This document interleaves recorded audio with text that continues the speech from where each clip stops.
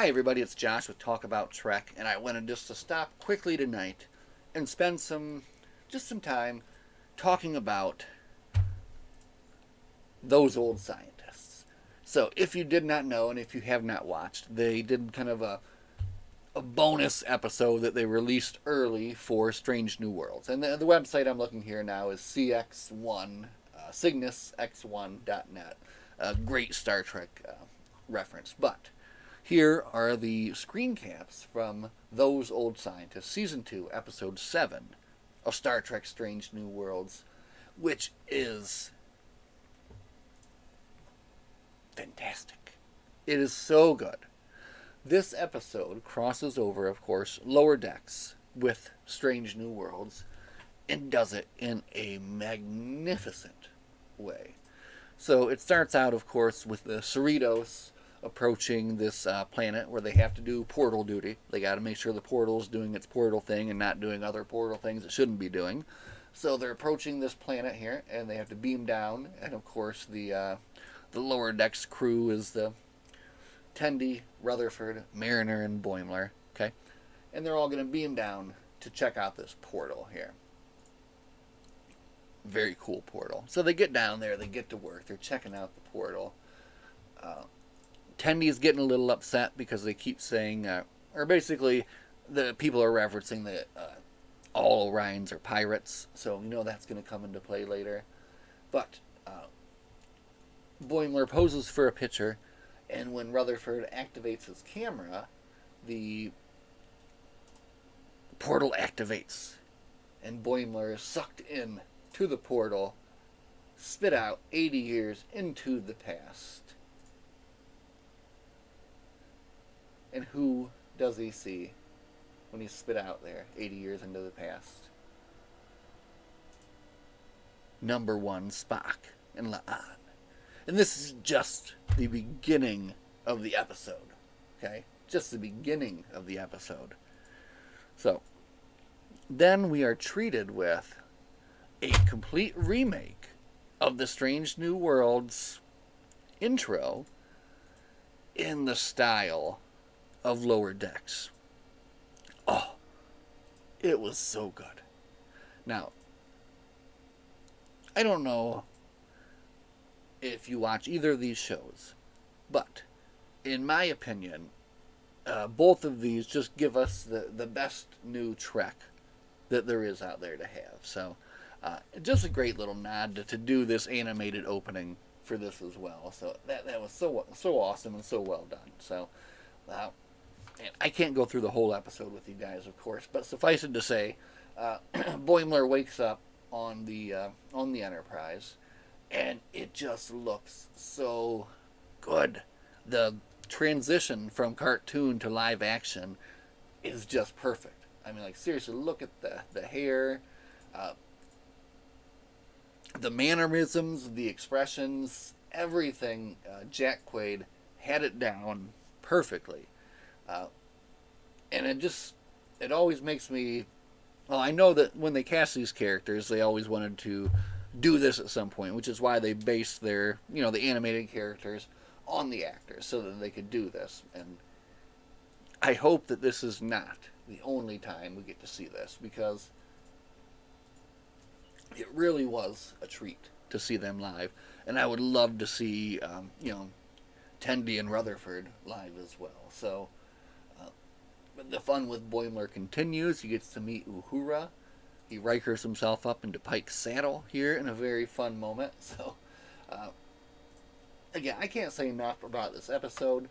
And the other very fun and kind of very strange part about this is the laughing and smiling Spock, which, of course, is very disturbing to Mr. Boimler and to anyone else watching as well, really. But this was a very interesting kind of part of the episode there as well. So anyway, I'm not going to go on anymore. I'm just going to show you a couple of things that I really liked here.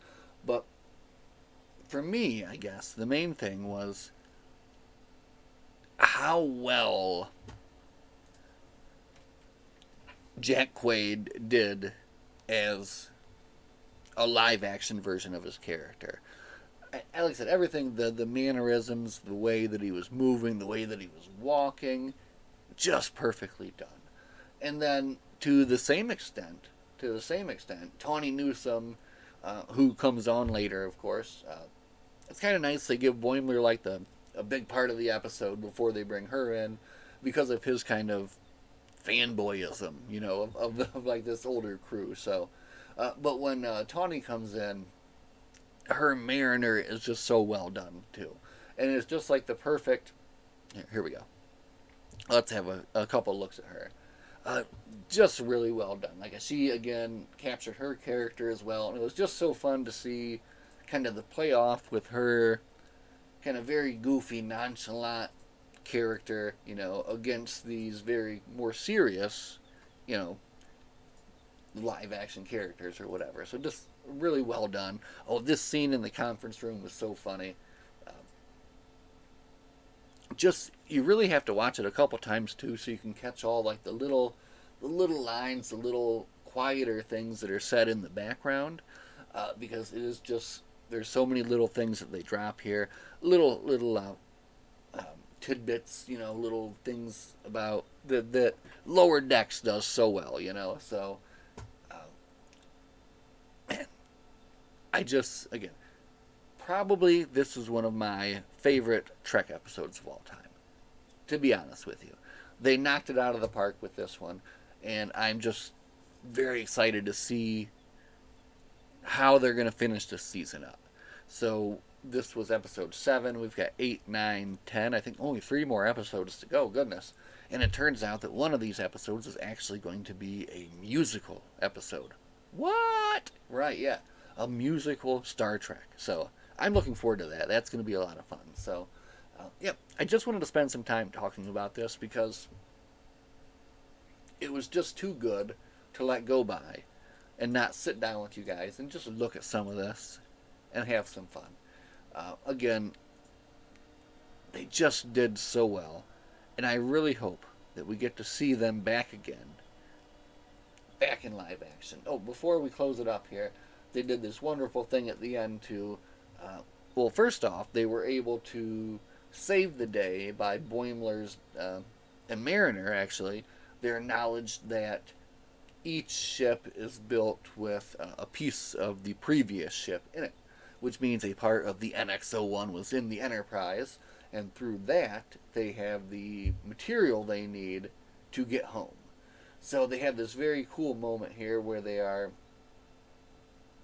Let me see. Here we go. Yeah, they find this little piece that's came out of the original NX-01, right?